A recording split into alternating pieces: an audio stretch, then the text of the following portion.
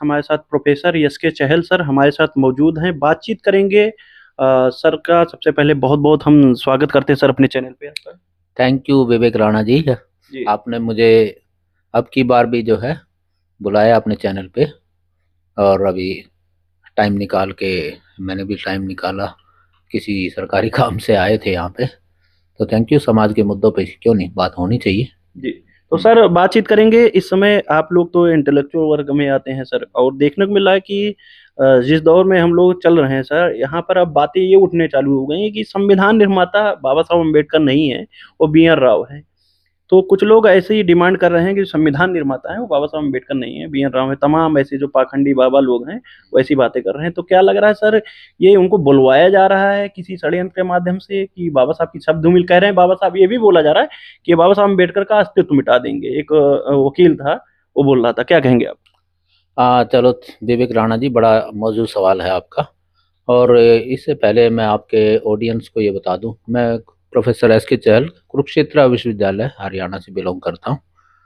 तो पहले भी जो है हम बात कर चुके हैं आपके चैनल पे। आपके श्रोता और आपके जो व्यूअर्स हैं वो शायद जानते होंगे मुझे। मैं हरियाणा में थोड़ा सक्रिय हूँ, इंटेलेक्चुअली ज़्यादा काम करता हूँ।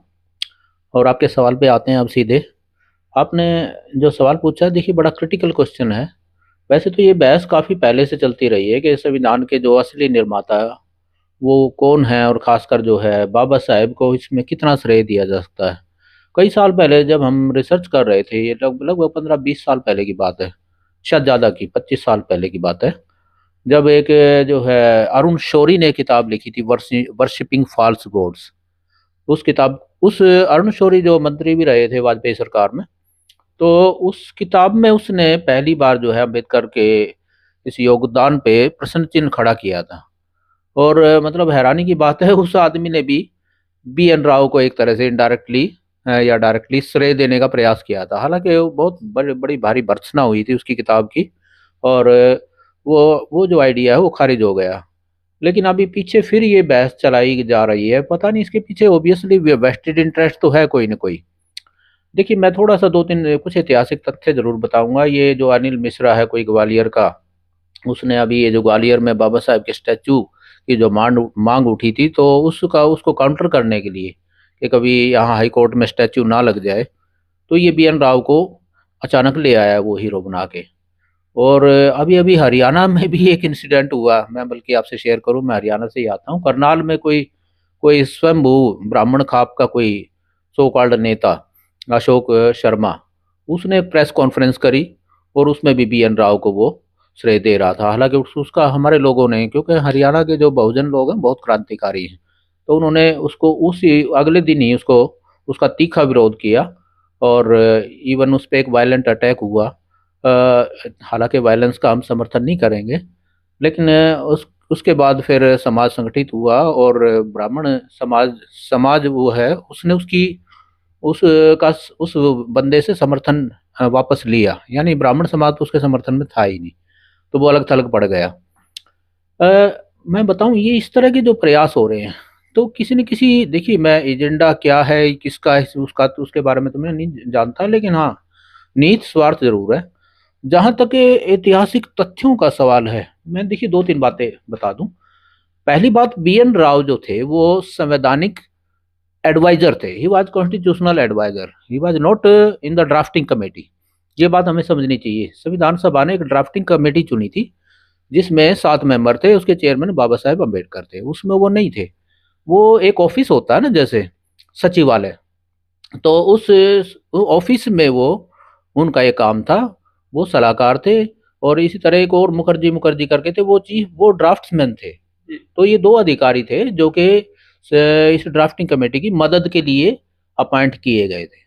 और बी.एन. राव नो, इसमें तो कोई शक नहीं, एक अनुभवी अधिकारी थे। उसका भी कानून के क्षेत्र में काफी ज्ञान था, और इसी तरह मुखर्जी का भी काफी ज्ञान था। इन्हीं के ज्ञान का लाभ उठाने के लिए, खासकर जो है किस तरह की लैंग्वेज में लिखा जाना चाहिए, किस तरह से जो है स्ट्रक्चर, जो ड्राफ्ट है उसका एक कच्चा ड्राफ्ट जो है ना, उसको फॉर्मुलेशन किया करना चाहिए। तो इन मुद्दों को लेके इनकी सहायता ली गई थी, और एक कच्चा ड्राफ्ट बनाया भी था बी.एन. राव ने। लेकिन जब ये इस कच्चे ड्राफ्ट को ड्राफ्टिंग कमेटी को दिया, देखिए उसके बाद बाबा साहेब का काम शुरू होता है। ड्राफ्टिंग कमेटी में भी जितने भी लोग थे वो भी उतना ज्यादा काम नहीं कर रहे थे। खुद के कृष्णमाचारी ने ही कहा है कि सारा का सारा भार बाबा साहेब पे ही आ गया था, जो मेंबर थे ड्राफ्टिंग कमेटी के।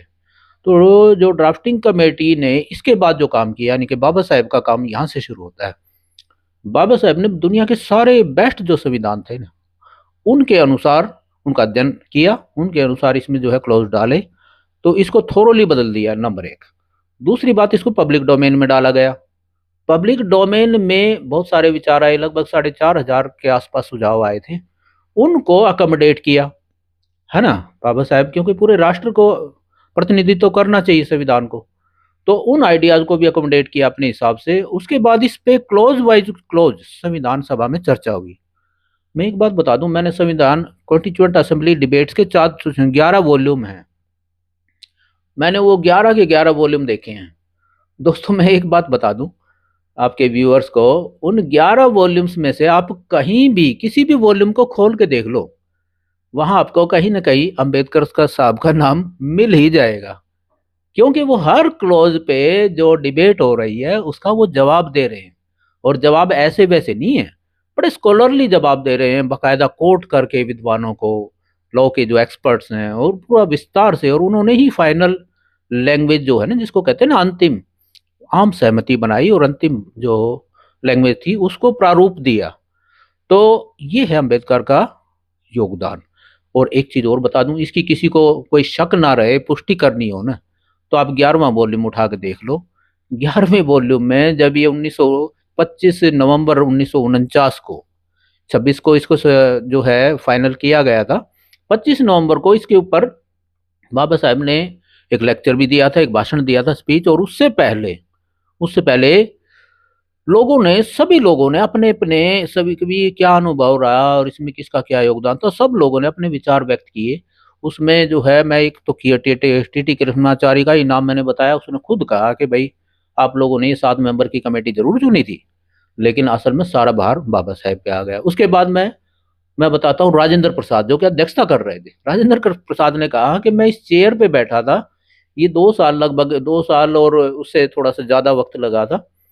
वो कहते मैं लगातार देख रहा था इस चेयर पे बैठे बैठे कि जितनी मेहनत अंबेडकर साहब ने करी, वो कहते हैं उन्होंने अपनी सेहत पे भी टोल दे के इतना काम किया है, और उसके लिए वो हमारे बधाई के पात्र हैं और हम सब के धन्यवाद के हकदार हैं।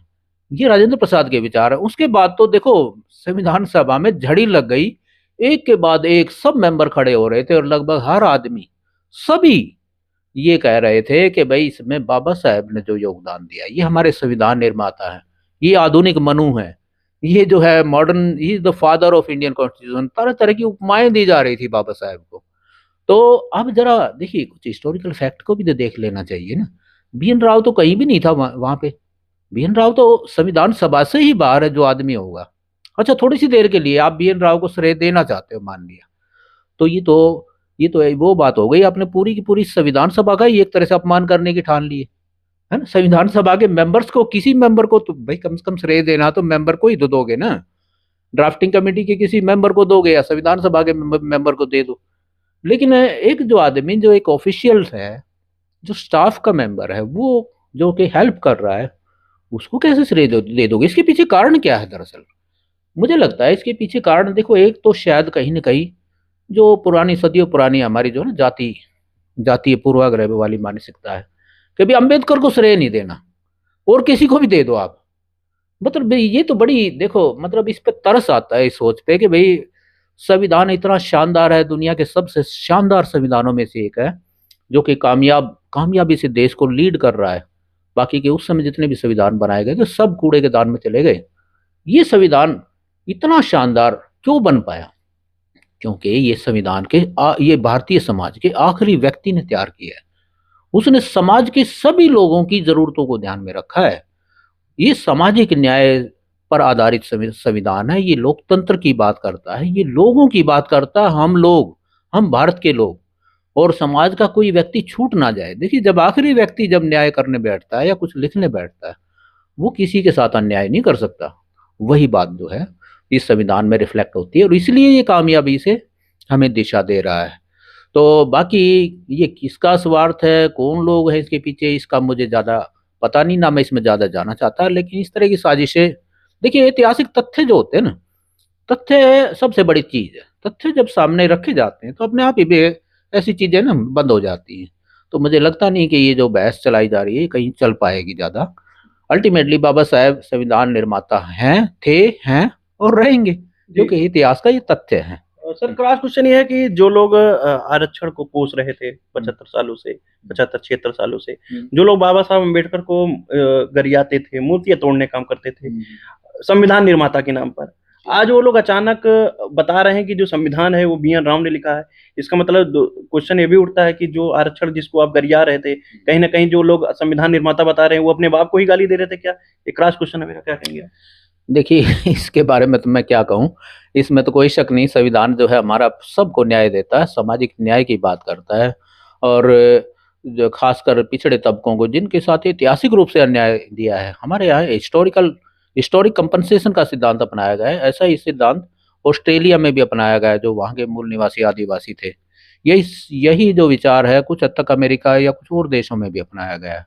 तो पूरा देखिए एक वेल रेड जिसको पर्सन थे बाबा साहेब अम्बेडकर, और उन्होंने सारी चीज़ों को बहुत गहराई से पढ़ा था। सारे जितने भी आइडियाज हैं ना हमारे संविधान में, उसमें हर एक का कहीं ना कहीं कोई आधार है।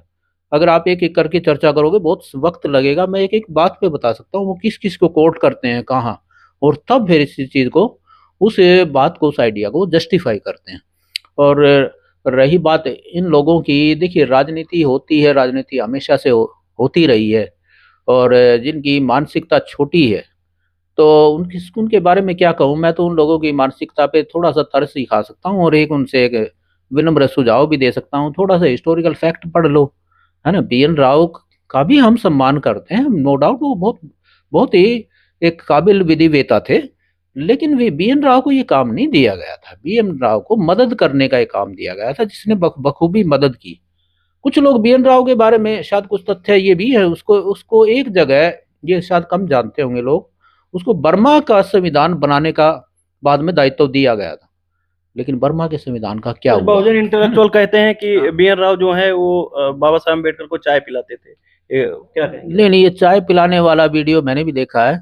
शायद ये हो सकता है फेक वीडियो, मैं इस पे यकीन नहीं करूंगा। लेकिन जो भी है, चाय पिलाने वाला तो नहीं कहेंगे, वो एक अधिकारी थे, और बाबा साहेब उसका भी सम्मान करते थे। बाबा साहेब ने खुद भी अपने भाषण में ये कहा कि बी.एन. राव ने भी हमारी मदद की है, ये रिकॉग्नाइज किया है। बाबा साहेब रिकॉग्नाइज करते थे, तो ये क्यों नहीं करते भाई। ये अरुण शौरी से लेके, और ये कोई अनिल मिश्रा तक, और ये जो अशोक शर्मा तक, ये लोग, देखिए मुझे लगता है अरुण अरुण शौरी तो पढ़ा लिखा था, इंटेलेक्चुअल आदमी था। ये लोग पता नहीं ये कितने पढ़े लिखे हैं। मुझे तो हैरानी होती है। हिस्टोरिकल फैक्ट तो जरा पढ़ लो, ये कहाँ से ले आते हो आप। मतलब कहीं भी इंटरनेट कर लो, गूगल कर लो, आजकल तो एआई भी आ गया है। एआई से पूछ लो, किसी से भी पूछ लो, कहीं बी.एन. राव का नाम संविधान निर्माता के रूप में उभर जाए। अब छोड़ो, वो 11 वॉल्यूम पढ़ने की फुर्सत नहीं होगी, वो तो मेरे जैसे हिस्टोरियन पढ़ते हैं। कहीं से भी पूछ लो आप, है ना, ग्रोक से पूछ लो, किसी से भी पूछ लो, तो कहीं बी.एन. राव का इस तरह से नाम उभर के आ नहीं सकता। बाबा साहेब, ठीक है, ये बात सही है कि बाबा बाबा साहेब अकेले संविधान निर्माता नहीं हो सकते, ये बात सही है, क्योंकि ये हम सब के विचारों का दस्तावेज है, ये पूरा राष्ट्रीय दस्तावेज है। लेकिन बाबा साहेब ने इसकी लैंग्वेज को अंतिम रूप दिया है। बाबा साहेब ने इस पे आम सहमति करवाई है, और बाबा साहेब के आदर्शों का भी, नो डाउट, हमारे राष्ट्रीय आदर्शों का भी असर पड़ता है। बाबा साहेब के अपने जो आदर्श हैं, उनका जो विजन है सोशल जस्टिस का, उसका बड़ा गहरी छाप दिखती है संविधान पे। अगर ये किसी और ने बनाया होता तो ये चीज नहीं आ पाती। ये हिस्टोरिकल कंपनसेशन और आरक्षण के ऊपर जो पूरी डिबेट हुई है, और बाबा साहब ने क्या जवाब दिया है, वहाँ वहाँ जो 10 साल वाला मामला था, उसका क्या जवाब देते हैं बाबा साहब, किस तरह से ये जो है ना संविधान में शामिल हुए ये सारे क्लास। मैं अभी उसमें ज्यादा विस्तार में नहीं जाना चाहता, मैं तो एक एक चीज के बारे में बता सकता हूँ।